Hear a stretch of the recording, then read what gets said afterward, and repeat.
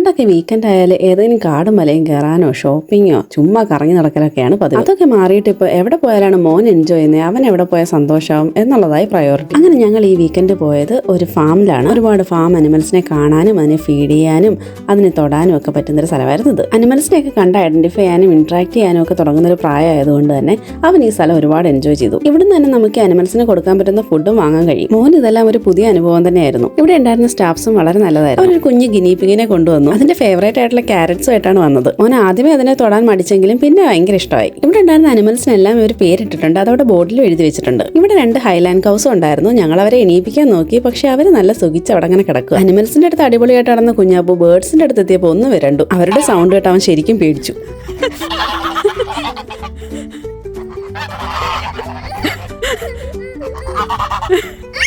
ഇവിടെ പിന്നെ ചെറിയൊരു ബേക്കറിയും സീറ്റിംഗ് ഏരിയയും ഉണ്ടായിരുന്നു. മോൻ മാത്രമല്ല ഞങ്ങൾ ഇവിടെ എൻജോയ് ചെയ്തു.